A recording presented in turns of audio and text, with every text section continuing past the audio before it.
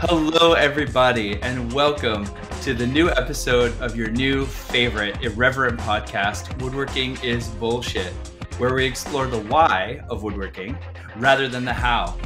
I'm your host, Paul Jasper, scientist by day, woodworker by night, and I'm joined by my two fabulous co-hosts. First up, he's an award-winning author for his New York Times best-selling book, 101 Poop Jokes to Tell Your Kids, Eric Curtis. And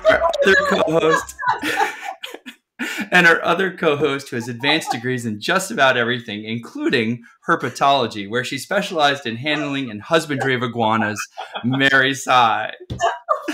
All of the above is accurate. All of the above is 100% truthful. It gets harder and harder to make it through the intro every week. It's brutal. Okay, so on that note, we always start with a question, as you know, and today's question is, let me center myself. Is hustle culture detrimental? And I think we should start by defining hustle culture. And the reason I say we should define it first is because not everyone knows what it is. One of my friends who I asked this week was like, what's hustle culture? So hustle culture is defined as like sort of a hyper-competitive ideology that prioritizes hard work and long hours above all else to achieve your goals of money, fame, prestige, whatever, and thus happiness. I think you could approximate hustle culture into the phrase hustle and grind. I think we've all heard that. Hustle and grind, hustle and grind. And I think, typically when we think about that means foregoing vacations. That means foregoing time with friends. That means there's like no downtime to read and watch TV or nap, which we all love. And I think the idea is like when you're wasting time like that, your competitors are getting the edge on you, right?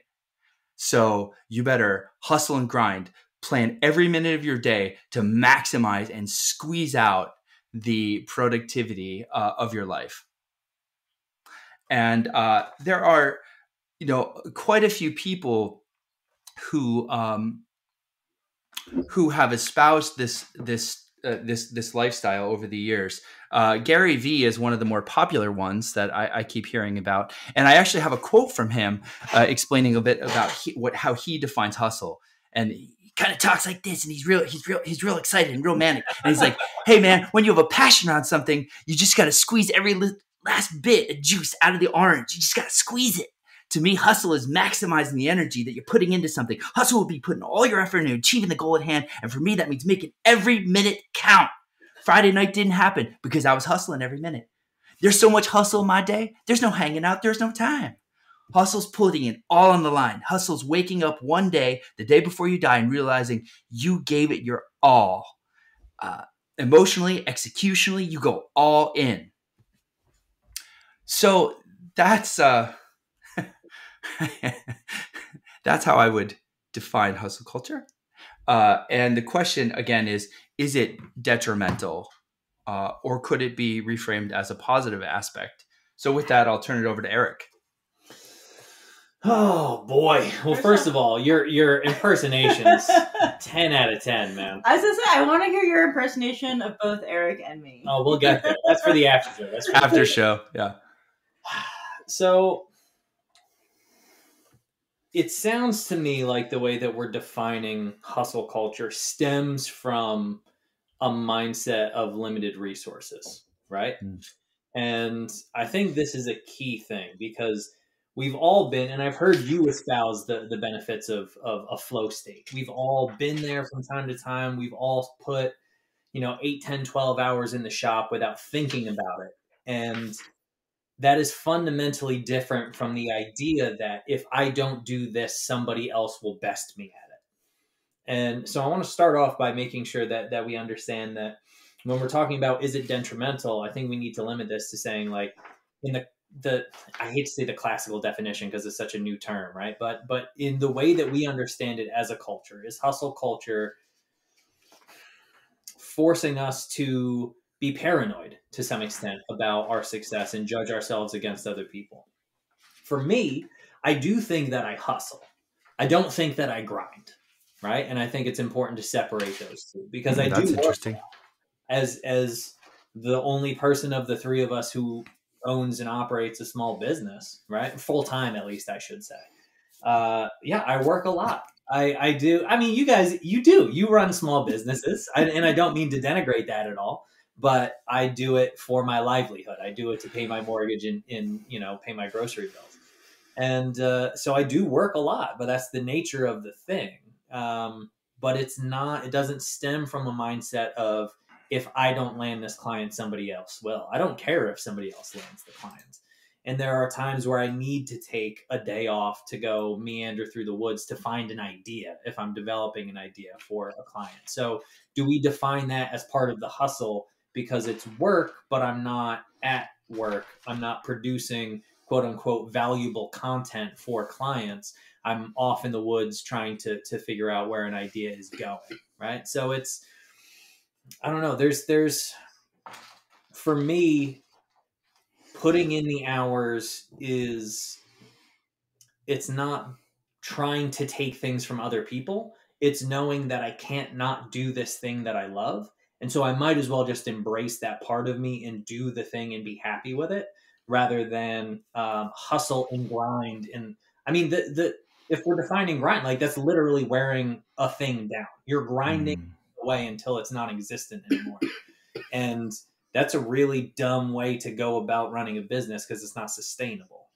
So I guess that's my first question, is like, what mindset are we, how are we defining the detriment of hustle culture? Is it detriment to our emotional and spiritual well-beings? Is it detriment to the creative process? Is it detriment to making beautiful objects? What is that? So I think, and Mary, you're going to go next because we haven't heard from you yet, but I think that hustle culture, sorry, the grind part, really, I love how you separated hustle from grind.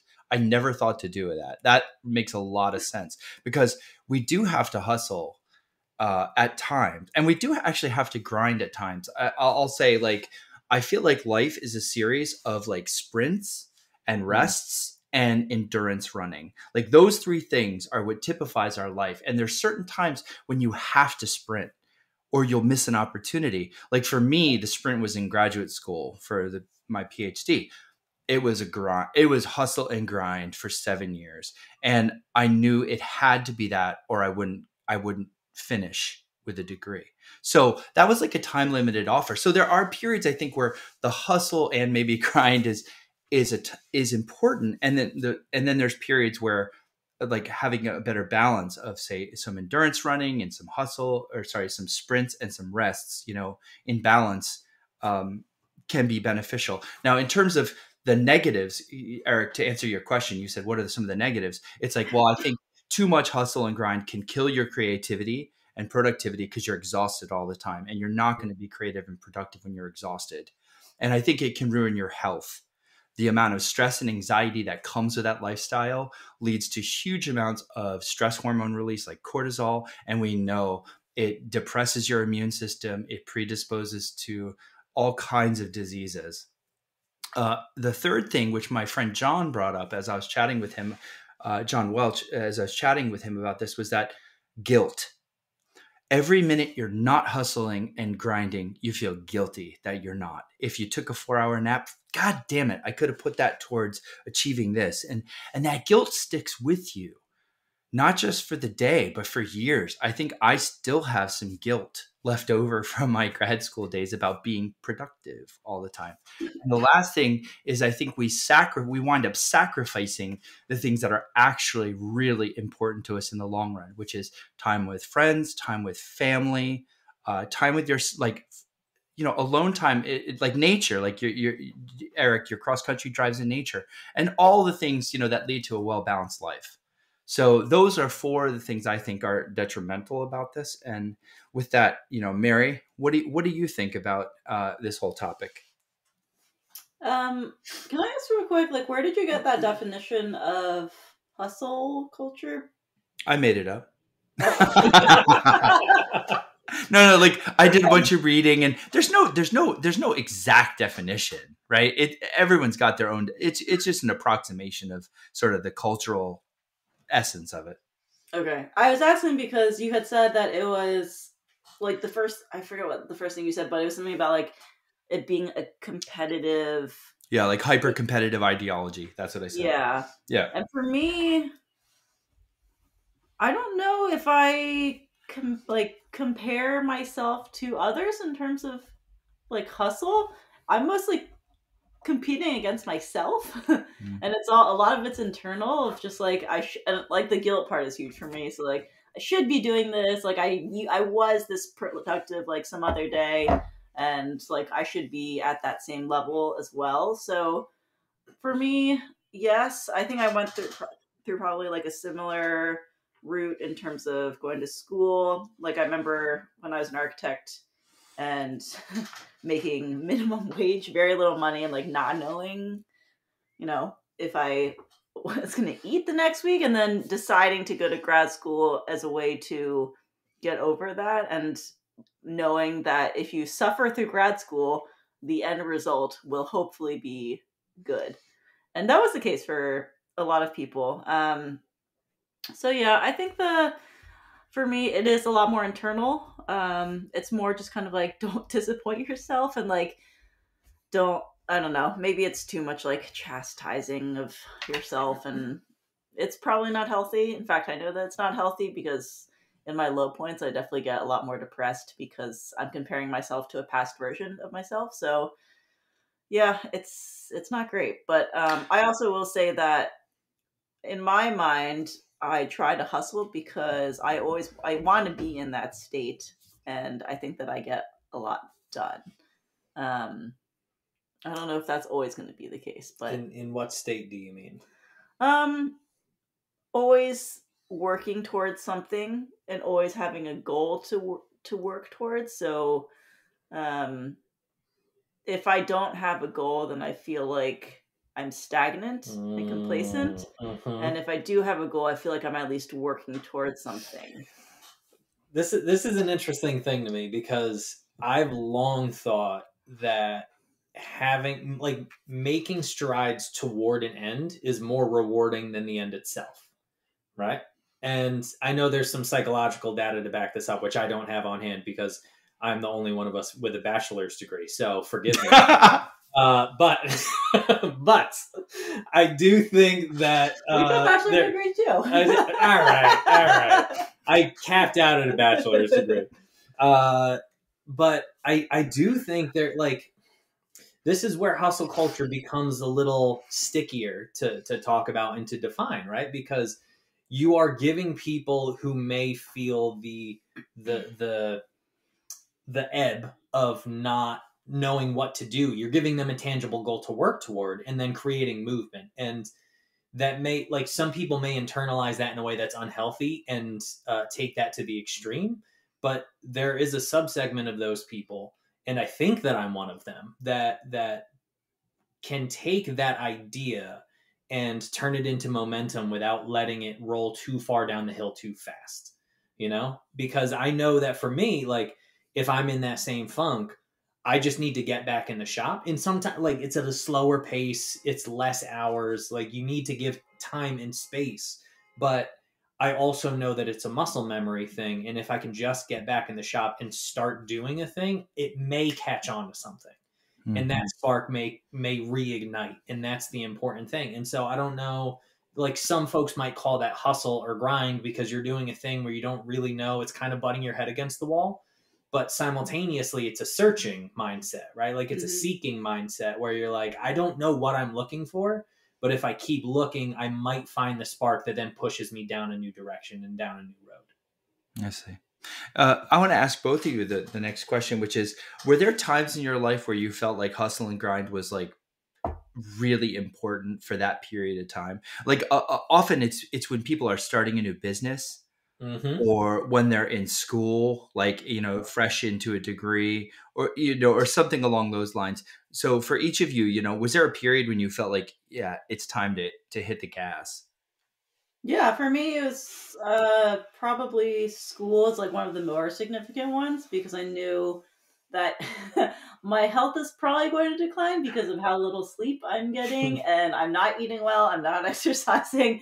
It's just overall not great, but I am working towards something in my academic career that will, hopefully have a good outcome. And whether or not that's like another career, if that's like an academic goal that you had set, like publishing a paper, etc. That is probably the most significant time. I think like other times I can quote her, if I when I first started my business and I wanted to get my name more out there, like I was pretty lax about it at first, and then I remember at one point I was like, all right, I got like actually got to start getting clients, and then I started reaching out and just like spending all of my free time being like, okay, how can I get more commissions? And that was like a version of a hustle, although to be fair, I have a full-time job, so I didn't feel that drive as much. But yeah, again, like I said, it's just like setting goals for yourself and reaching towards that. Now, when you achieve those goals, and Eric, we're going to come to your periods of hustle and grind. But Mary, when you achieve those goals, do you feel different? Like when you have achieved it, are you like, yeah, that's it? Or is it more like, okay, that was interesting. Next goal. How do you? A little bit of both, I would say. I think for grad school, I was really pleased with the outcome like of my master's thesis, and then also just like moving into a new career. I was just relieved, I think, at that point. So I was really happy to move on and have reached that goal. But I am not someone who likes to sit still or be still for a while. So like as soon as I accomplish something, I am like, all right, next one. But Mary, is that sitting still feeling an illusion? I mean, you're never really sitting still. But is do you need that goal to give you a sense of momentum? Yeah, I think so. Like I always Okay. want to be working towards something. I feel like I'm moving forward in that sense. I see. Eric, how was the period of hustle and grind for you? Was it starting your business when you transitioned out of teaching, or what was it for you? Yeah. I think that's the clearest example of, or at least the most recent example that immediately came to mind when you said that is when I stopped teaching. It was 2021, the fall of 2021. We had finished shooting the Netflix show. It had not yet come out, and so I had to transition. I had to be available in case we got a season two. Can you And talk about? Okay, sorry, not everyone knows the Netflix show. Can you just a brief Sure, summary? sure. I got a Netflix show, and that's what Emmy happened. award winning. We did. I did win an Emmy. That was a funny thing that happened. But And that's not a joke, by the way. This is legit. I do. He won an Emmy. I just ordered my statue yesterday, so that's coming now. That's awesome. But so yes, so got a Netflix show randomly, filmed while I was teaching, and then I had to be available for season two. And ultimately, my boss and I decided we were like, we don't really want to like mutually, we didn't want to terminate the contract, but we also knew that that's where it was headed. So we walked away amicably, and I had to go start a business because there was no sense in me like trying to find a job and being like, hey, I might not be available for 3 months, and I don't know. And so there was this moment of I don't know if I can do this, or I don't know if I want to do this, because I tried to start a business when I got out of school in 2013, and had a absolutely miserable go of it because it was a ton of work. I had no idea how to be a business person, and I didn't know if I wanted to do that to myself again. And so ultimately I decided that's what I wanted to do. And it was a moment in time where I had to, what I say, like it was a year zero. And this was similar to teaching, is I took a year zero. It's not a first year. I'm not making strides toward anything. I'm just trying to survive and collect data so that I have some framework in which to put that information and then manipulate that information. I can start to make strides year one. And so that year, I mean, it was, I was dealing with Instagram sponsorships. I was dealing with commissions. And nobody pays you for an Instagram sponsorship. Nobody gives a shit, right? Nobody cares about content that's not evergreen. So it was like I had new projects like every couple of weeks, and it was just balls to the wall, make things happen, cut wood, glue it back together, figure it out as you go.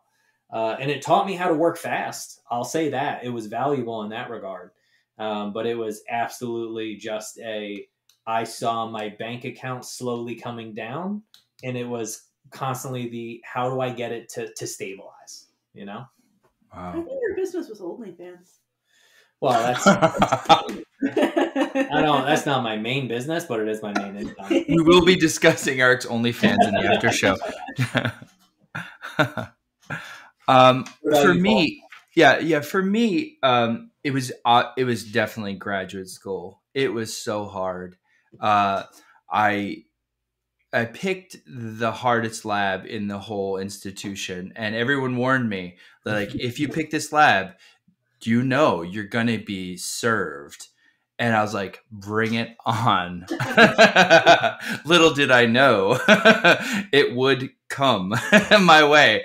And it was extremely difficult. My mentor was very, very hard on me, extremely demanding, to the point that it was like it almost broke me. And to her credit, she was a fantastic mentor and had the utmost integrity. So I do want to say that. And she did me a huge service, but it took a lot out of me. And I was in the lab. I was hustle and grinding in the lab for 7 years, and I was broke as a joke the whole time. I mean, they give you enough money to live and eat, but man, that was balls out. And then my postdoc after was pretty intense too for the next 4 years. So that's, what's that, 11 years after college, after 4 years of college, it's 11 additional years. With Mary, as you alluded to earlier, the promise of a career, the promise of stability. I was going to ask, like, what is the goal in that situation? Like, what's the thing that keeps driving you forward? Well, Eric, it's crazy. To do something like that, you have to be a little mental. And you have to love the topic so much that it's all you can imagine doing. And I did. I love science that much. I know I don't talk about science a whole lot, and I'm always talking about woodworking, but science is actually my first love, and that's why I do that full time. And so as much as I love woodworking, I probably love science more. And so I could do that. It was total hustle and grind, and that was my period of just total imbalance. But it needed to happen during that period, or else I wouldn't have made it through. So I'm curious, like, you clearly have this deep love for science, and you have a deep love for many things. Money. Money.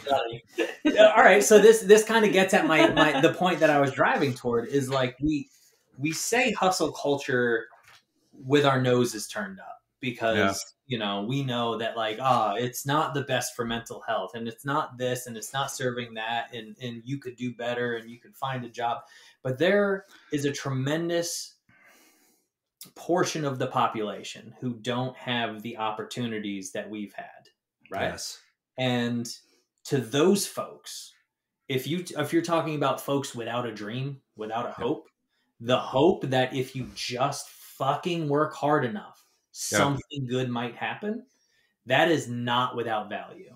Right. And I don't want to lose sight of that, because we can sit in our armchairs all day long and talk about, like, well, it's good to take a break, and it's good to go on vacation, and it's good to do this and that. Wow. But when you only have a dream, you cling on to that with a manic obsession. Right. And the word that comes to mind as you said all that is privilege. I certainly had privilege going to college, going to a great graduate school. So, Eric, it's a great point. What if you don't have that privilege starting out? Mary, you alluded to a conversation earlier you might want to share. Yes. I had this conversation with my dad recently because both him and my mom are immigrants from Taiwan, and they came over. My dad grew up homeless, like more than you can imagine. Just like every time he talks about it, he's like, I was studying by like the candlelight or like the moonlight, and like having to look for scraps of food and trash and things like that, just like poor beyond what I can imagine. And coming to America was like the American dream. That was the thing to work towards. And like, to my dad's credit, he absolutely achieved that. Like he worked his way and like figured out a way to get to graduate school and through college, despite not really speaking English very well. And just like so many things that are so difficult to handle when moving to a different country. And like he talked about this, like, I had to work every day, otherwise I didn't think my family was going to survive. Like, didn't even have kids at some point. Once he did have kids, he's like, I have the livelihood of my kids. Like, I cannot eat, but my kids need to eat. Like, I need to be able to support them. And like, if I don't hustle and grind, like, what is this future that we're going to have in this country? Like, we basically uprooted our entire life and have formed a different, and like have adopted this other culture here. So it's very scary for him to take it. Well, nowadays he can, but like back then he's like, I could not take a day off. There's no chance that I could have taken a day off. Otherwise I would have felt like a failure. I would have felt, like I'm wasting my time and my life. And I don't know. I think he says like nowadays he still has that mentality. Like he retired and he hates it because he doesn't know what to do. Like, he's just worked his whole life. So now he's like, I don't really know what to do now. So I'm trying to help him like figure that out. And it's just completely unknown territory for him, but it's been his entire life of like, this is what I know. This is like who I am. I am someone who works really hard. I define myself through my work. And yeah, it's difficult. That's a great point. All right. So ultimately this is a woodworking podcast, right? So can we take that and put it in the context of woodworking and how we view this thing that we all love? So immediately what comes to mind is when I was working at a cabinet shop, Paul Downs Cabinet Makers in 2017 or so. There was, I want to say he was a Somali immigrant. His name was Remy. He was a super, super sweet guy, and he came in every day.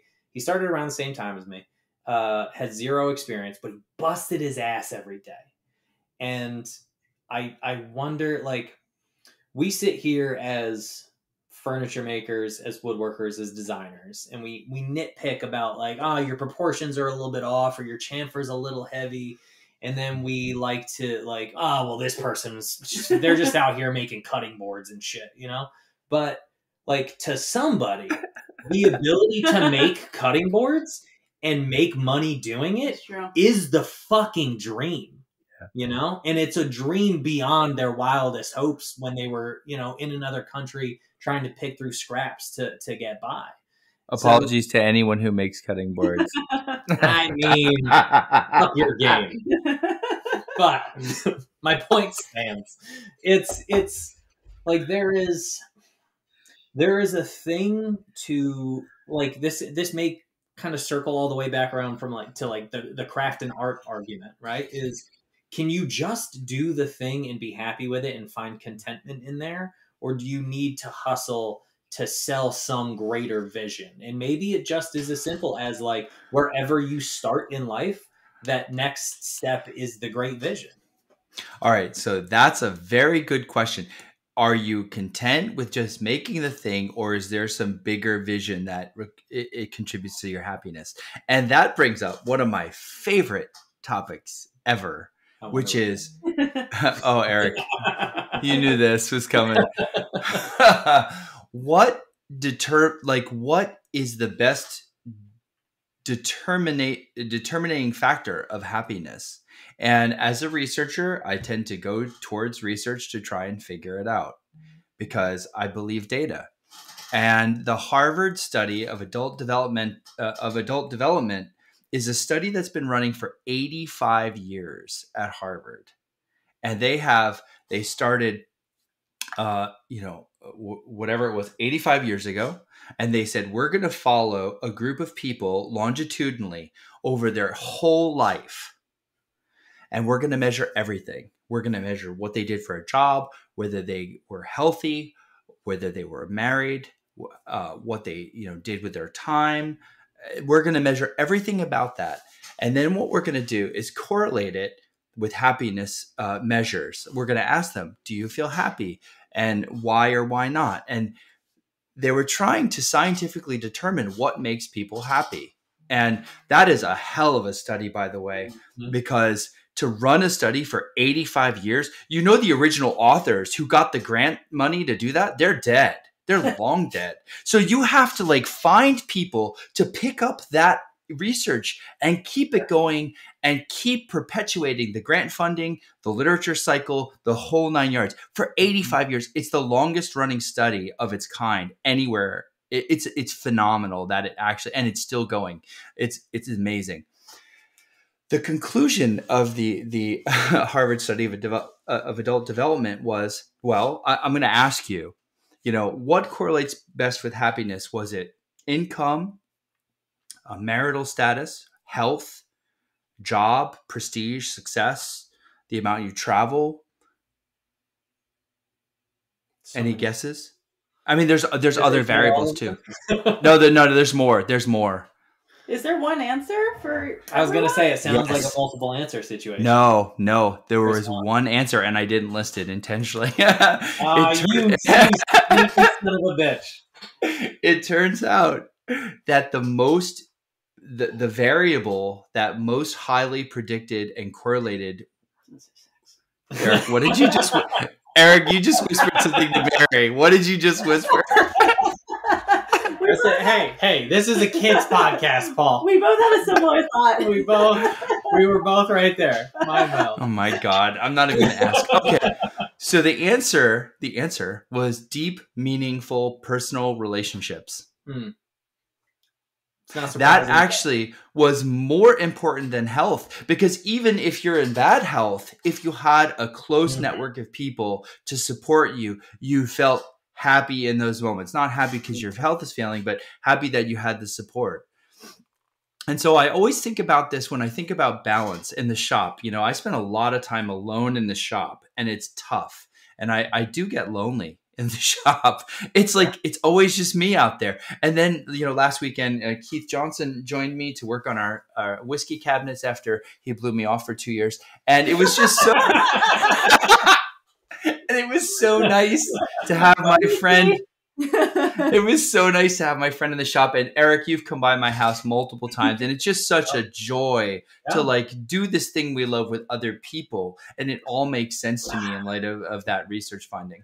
So I'm curious about this idea of balance then, because one thing I know to be almost absolute in our community is when we get together, we make things together. And there's an idea where we can't not make things. It's like a compulsion, right? And so is that really balanced? We find a great deal of joy in it. We find a great deal of contentment in it. And we find that interpersonal relationship and sharing the experience and the object with the people that we care about. Yeah. But are we really balanced if we can't just fucking sit down and have a drink with a friend and talk about life? Or are we just we need a thing to do that we can connect over? Right. And I'm not saying it's good or bad. I'm just saying it's an observation. Woodworking's the vehicle that connects many of us, and it's fun, right? Eric, I actually remember 3 times at least you were at my place. One time you helped me build my kitchen. Yep. Do you remember that? The first time I came over when Vicky was like, who's this strange dude from the internet? And I was like, don't worry, we're doing a kitchen today. He was amazing, and he helped so much. The second time I remember, you actually cut the hand-cut dovetails for the whiskey cabinet that Keith blew me off for 2 years. Oh, really? That's right. That in that cabinet. Yeah, the cabinet that Keith blew me off for 2 years. That one. All right. If I don't get credit on this cabinet, I'm quitting. And then a third time, you brought that amazing violin case, and you and I cogitated over the design, how to add whatever to it, accents. And then so, fourth time we made chopsticks. We did? Yeah. Yeah. It was really meaningful and Paul's. It was so meaningful. We were very drunk when we started making the chopsticks. I don't remember that at all. But this is what I mean. Like, this is the foundation of our friendship, is we have a shared thing that we love, and then when we hang out, we get to do it together. And that's a beautiful thing. That's not something to, like, you know, pass over and say that we're imbalanced because of it. But it does raise the question, like, every time we hang out, we're like, yeah, of course we're making things. That's what we do. I love it. I love it. And I don't remember the chopsticks at all. But on that note, I want to ask Mary a question. So Mary, there's a way to visualize making, and this comes to Eric's point about why do we always make shit when we're together? Are you happiest when you're on the journey of making in the middle of the project, or do you get more excited about the destination when it's finished? I feel like I can map this out because so happy when I first start, super thrilled. Like, I know I'm happy with the design, pretty happy starting. And then there's always a period where it just drops from like, everything's gone wrong. I hate this. I want to give up. Like, should I start over? I fucked up.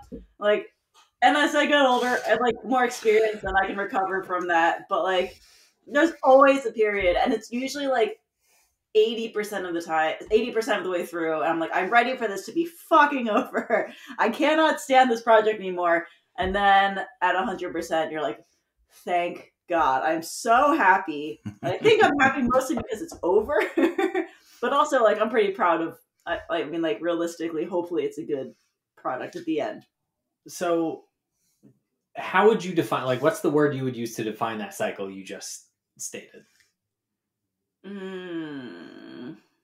Shit show?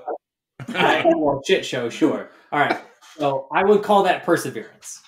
Yeah. Right? Yeah, that's not wrong. And I think that the more experienced I get, the better I am at coming back from that low point. Like I'm able to bounce back easier, and I'm able to know that if I just get through it, that I will be back at that, you know, that top level. So I'm wondering, from a capitalistic, limited resource salesmanship perspective, if the difference between hustle and perseverance is you can't sell perseverance. Perseverance is a personal thing that you choose to do and have and make happen. Hustle, you can sell the dream of hustle to anybody. Gary Vee has made a career out of selling the dream to people, right?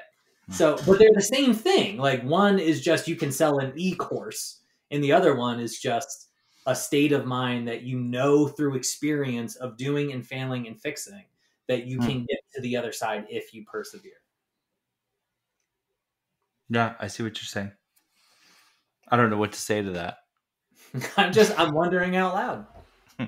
Eric, how about you? Like, for the same question I asked Mary, like, are you happier when you're in the middle of the project, or are you like 100%. Elated at the end? So this comes back to the conversation we had last time about chasing the dragon. At the beginning of my career, it was always at the very end, because you don't know how it's going to turn out. You don't have the experience to see what's in front of you. And so when you get to the end and you realize it doesn't suck, you're fucking elated, right? And it's the most magical thing. Like, I will never be as excited about a project as the blanket chest that I made when I was in school, because it was the first thing I ever designed. And I got to the end, and Alad, who was my teacher and is an incredibly gracious human being, just like gave me the old wink and the nod, and he was like, "Hey man, that's actually pretty good." And I was like, "Holy shit, did I just like succeed?" But at this point, like the succeeding at the end, for fear of sounding arrogant, I don't like, but I just assume that I will succeed at the end by the time I'll figure out how to. It may take me different lengths of time, but I'll figure out how. So at this point, it is like, I talked about seeking earlier. Once I get that sniff of a thing, once I get that scent and I start down that trail, that's when I get excited. Is I'm like, I don't know where this is going to go. I don't know where it's going to end up, but I know I'm going down this road, and this is interesting to me at this moment. I'm with you 100%. It used to be the destination early on because I proved to myself I wasn't an abject failure. But then when you accept it, you know how to make things. man, is that journey, like that process. I love the process, and the feelings of euphoria come during the process because you're like, oh, this is gonna work. This idea it's gonna work out, and you get so excited, right? And when the project's over, funny enough, it's almost disappointing. Like sometimes I enjoy making the thing so much that when it's over, I feel like this sense of grief and loss. I know that's so weird to say. It's like reading a book, like a really good book, and when it's over, you miss the characters a little bit. God, you wish there was more to read about them. Yes. God damn. And yes, you get to start over on the next story, but it takes a while to get emotionally invested into it the way you were on the last project. And that's what, people ask me all the time about woodworking, how do you get into it? What keeps you going? And it's that, I love your phrase, Eric, chasing the dragon. That's really, it's chasing that feeling during the making that is so intoxicating that you can't not do it. Well, it's also the risk of failure, right? Like when the project is over, it's done. So there's no more risk. It's not interesting anymore. But when you're in it, like you have an idea and you catch on that thing and you go like, this could work, but I don't know if it will work just yet. And that's the exciting part. Yeah. So funny enough, I think a lot about the journey or the middle versus the destination a lot, and because of this. And we have Eric and I both are very fond of the philosopher and thinker Alan Watts. And at the end of the podcast, we're going to leave you with a 4.5-minute segment of Alan Watts speaking in his own words about whether it's the destination or the dance on the way to the destination that really provides the love and the enjoyment of life. And I'm so excited to present this clip. I begged Eric and Mary to let us play it. And I contacted the Alan Watts Foundation, and I was lucky enough to actually be responded to by his son, Mark Watts, directly. And I couldn't sort of believe I was having a conversation with Mark Watts today. Graciously allowed us to actually use Alan's own recording from the 1960s talking about this issue. So I just want to put that there, that at the end of the episode, we're going to have this clip that really speaks to this issue of, do you enjoy the process versus the destination, and his views on that whole thing. And I will just say, this is not hyperbolic at all. This is my favorite 4 minutes on the internet. Like, hands down, across any genre, it is. I don't mean to overhype it. You can like it or not like it all you want. But for me, and Paul and I think very similarly in this regard. I know that it's the foundation of our friendship, but it has had a profound impact on the way that I approach my work, my life, and where I put my value. So there is that. And I'd like to double down on Eric's sentiment. This clip, this type of thinking has profoundly affected how I approach my life, which is, it's crazy that both Eric and I are saying that, right? Like, what? I mean, he's one of the great thinkers of the second half of the 20th century. Anyway, so with that, I think we covered a lot about hustle culture. Funny enough, I think the internet is like rallying against it because it's so unhealthy in the long term. But funny enough, I think we together have actually pointed out exceptions. There are times when a sprint is appropriate, or there are conditions like when you don't have privilege and you're just trying to survive, when it is appropriate. It's funny, it's funny to think about it. Like, everyone's railing against it, and I'm definitely against it in the long term, but yet there are these periods where it seems appropriate. All right, with that, let's transition to our next segment, which is feature a fail. And what we mean by fail, we were talking about this before the show. What we mean by fail is not necessarily like, oh, I fucked up my Morrison tenon, but really like, is there something, mentally that you wanted to achieve and you didn't achieve, or, it could be bigger than a material thing. So I'm going to call on Mary, which is her favorite thing that I do. as she stares at me with those eyes. Mary, what is your? You got a fail for us recently? Yeah, this is like my nightmare of Paul calling on me. So, like, oh god. I guess my quote unquote fail is not exactly a fail, but I just recently moved to Philly, and that's why Eric and I are filming in the same place. But I joined a shop that I have spent basically the last week and a half in almost every day or every night, just mentally preparing myself to be in this space. And then actually just today I got a message from a friend of mine who is a woodworker, and we had been looking at like shop spaces together, and had given up for a little bit because there were just no available spaces, but got a message from her today of like, hey, found this cool new space, happens to be in Eric's building. Hell yeah, it does. And you happen to live across the street from him. She moved across the country and lives across the street from me. And now she's like, hey, I'm going to be in the shop underneath you. I did not find the space. Stalker much? Oh my god. Creeper. Okay. Also, I lived in Philly before you. I'm just saying. But you didn't live here until I came here. That's not true. I live here. Temporally accurate from my perspective. Oh my god. Okay. But anyway, it's not so much a fail, but more of a me being mentally, like accepting mentally that I am in this current space, but this kind of not roadblock. It's just like another, I don't know, idea and concept for me to accept that I could suddenly just be moving into another space. So it's not a fail, I guess, but in my mind, I was just so ready to be where I am right now. But this other opportunity came up, and if we do go through with it, it's too good not to go through with, to be honest. Mary, how about yeah. What, say that again, Eric? What? It sounds like an emotional fail more than anything. Mm-hmm. Yeah, because I'm someone who really likes to be prepared and like know what to expect. Okay.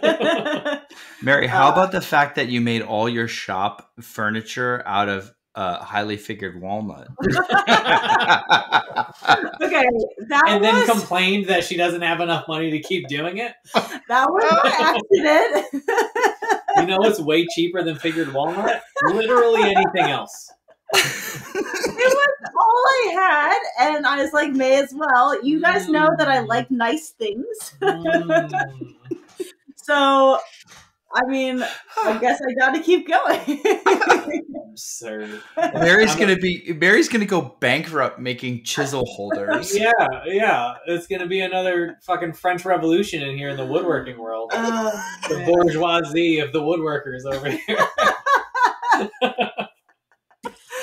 Oh my god. Eric, I think in one of our previous episodes, you said, what did you say? Heretofore? What did you say? Heretofore. Listen, you say that all the time. I may be the most undereducated of the three of us, but I have a fucking vocabulary, sir. Okay. And now you pull out bourgeoisie. Yeah. You're welcome. I'm just trying to hit our target market, okay? It's fantastic. Eric, what's your fail besides using vocabulary? Mostly the use of bourgeoisie. Agreed. What is my fail? I would say the fail that came to mind is just content and the expectations of content. And this is more it's a regular occurrence, so I don't know if I could consider it a fail per se, but it does.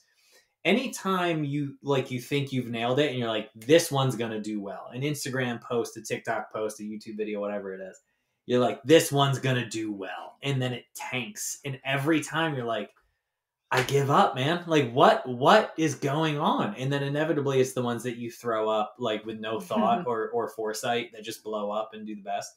So I've had a couple of those recently where I was like, put up a YouTube video. I was like, this thing is going to pop off, man. Which ones? There was the Katz Moses router video, which did well, but it didn't do as well as I had hoped. Or the video I put out last week, which was about like shop made stains and like stop using pre-made stains.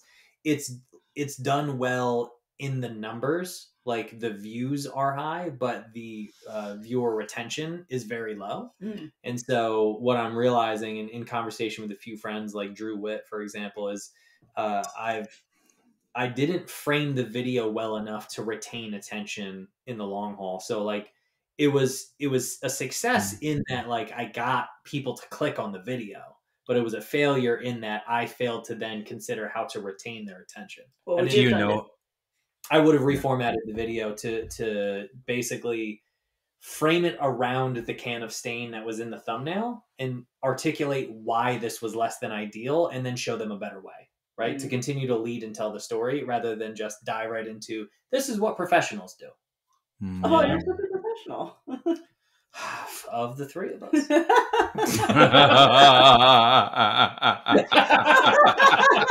Why don't you flip that bird audibly, Paul? I don't know. I don't know what you're referring to, Eric.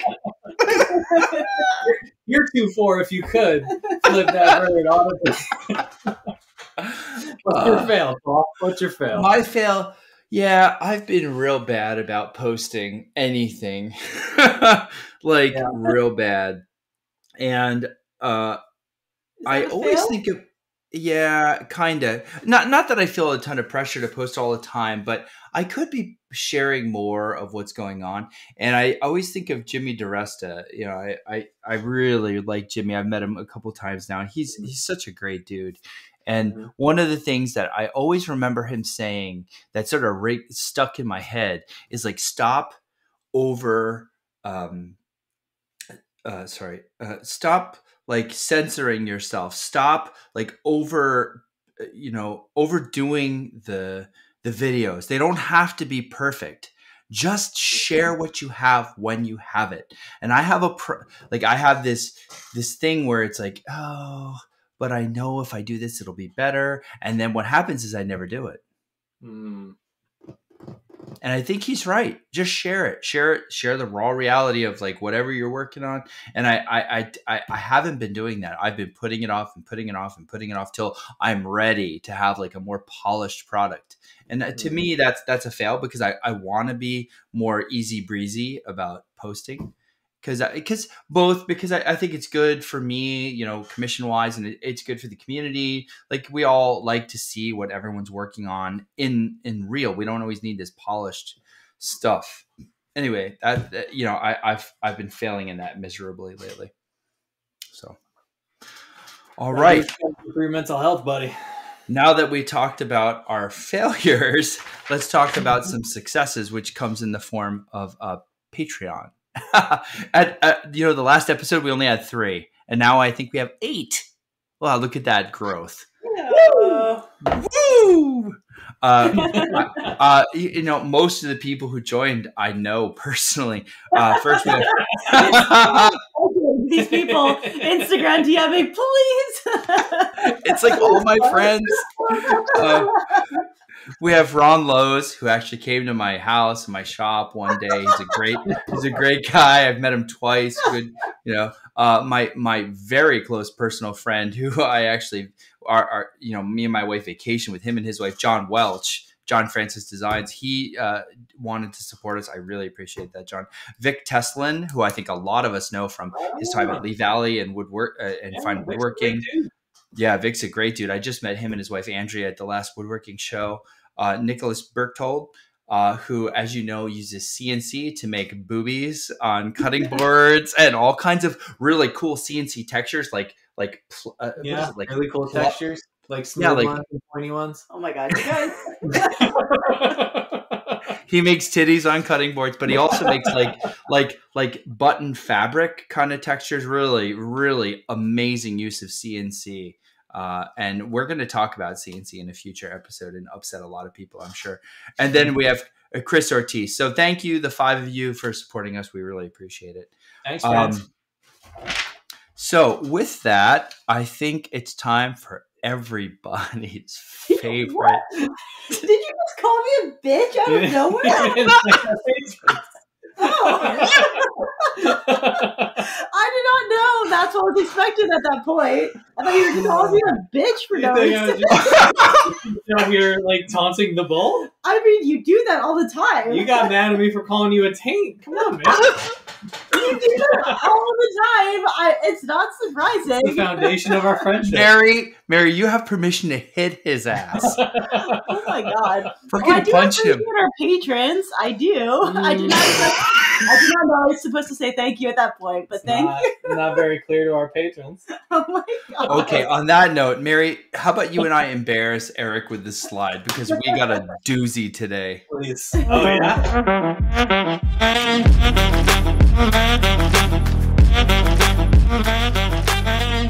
The slide. We're gonna slow things down, draw a bath, pour some wine, light some candles, because we're sliding into Eric's DMs. Eggplant emoji. Oh, slide. I'm Bernie. Oh, I just can't even wait to get into it. Are y'all ready? Get into it, buddy. It's a doozy. Here we go. Hey, Eric. Oh my God, I'm in love with you. Heart eye emoji. You are the guy of my dreams. Heart eye emoji. And although I know you will never read this, I want to tell you that I wish I could meet you at some point in my life. Star eye emoji. You are my platonic love.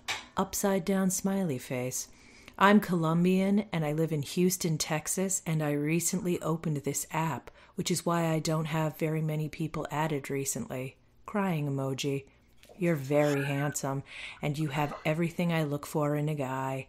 Heart eye emoji. I hope you'll do me this miracle of answering me something one day. Star eye emoji. I'm single and I don't have kids. Blessings. Prayer hands emoji. Hit me with the blessings at the end. That went so many different directions. It was a novella, first of all. Oh my God. Oh man, there were so many emojis. Every sentence was not what I expected. No, every sentence was a chapter in a book. Oh my goodness. So thirsty. I just love at the end. They were like, blessings. I mean, be well with the Lord. Gotta be polite. Yeah, it's great. Well, that's quite the message. Mary, get your thoughts together on that one because you and I have some work to do in the after show talking about that. Eric, do you remember getting that one? I don't remember that one. Sorry, I don't remember that one. Yeah, how do you not remember that? I want to know if it's a guy or a girl. What's strange and concerning is that's one of the tamer ones I've received. Actually, like there was nothing explicit in there. Oh, okay. Well, we're going to handle that in the after show. If you want to hear the after show or see the video feeds, just subscribe to our Patreon. It's that easy, and you'll have access to the YouTubes. I'd like to kind of summarize now sort of where we've been, and we're going to end on that clip that Eric and I talked about earlier. So is hustle culture detrimental? My takeaway is that in the long term, yes. Absolutely. There's just no other way to slice it. It's not good for your mental state. It's not good for your health. It's not good for the things that matter in life, according to the Harvard study of adult development, which is close personal relationships. It's just very poisonous in the long term. However, that being said, there are times at which I think it is appropriate to hustle and grind, which is whether you're in grad school or whether you are not in a position of privilege and you're struggling to make your way in this world. And in those cases, it does seem, for a period of time that's what you need to do. So anyway, that's my personal summary of that today. And we're going to leave you with the words of Alan Watt, one of my favorite philosophers of all time. who's really talking about this idea of finding joy during the journey of something rather than the destination. This clip graciously provided by the Alan Watts or AlanWatts.org through his son Mark Watts.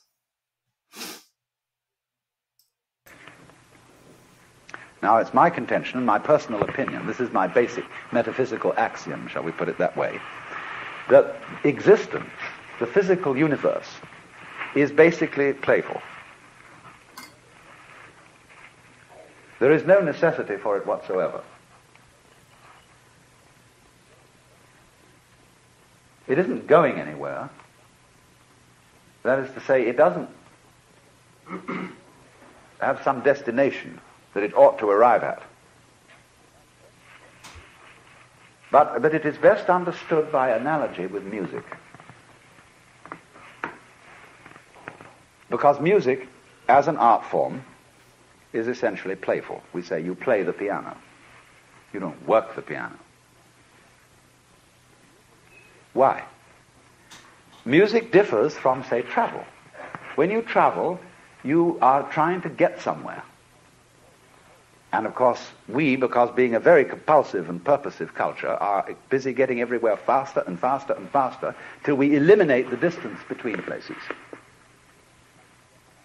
I mean, with the modern jet travel, you can arrive almost instantaneously. And what happens as a result of that is that the two ends of your journey become the same place. So you eliminate the distance, and you eliminate the journey. Because the fun of the journey is to travel, not to obliterate traveling. So then, in music, though, one doesn't make the end of a composition the point of the composition. If that were so, the best conductors would be those who played fastest. And there would be composers who wrote only finales. People go to a concert just to hear one crashing chord, because that's the end. Same way in dancing. You don't aim at a particular spot in the room. That's where you should arrive. The whole point of the dancing is the dance. Now, but we don't see that as something brought by our education into our everyday conduct. We've got a system of schooling which gives a completely different impression. It's all graded. And what we do is we put the child into the corridor of this grade system with a kind of, come on, kitty, kitty, kitty. And yeah, you go to kindergarten, you know, and that's a great thing because when you finish that, you'll get into first grade. And then, come on, first grade leads to second grade, and so on, and then you get out of grade school, and you've got high school, and it's revving up, the thing is coming. Then you're going to go to college, and by Jove, then you get into graduate school, and when you're through with graduate school, you go out to join the world. And then you get into some racket where you're selling insurance, and they've got that quota to make, and you're going to make that. And all the time, this thing is coming. It's coming, it's coming, that great thing, the success you're working for. Then when you wake up one day about 40 years old, you say, my God, I've arrived. I'm there. And you don't feel very different from what you always felt. And there's a slight letdown because you feel there's a hoax.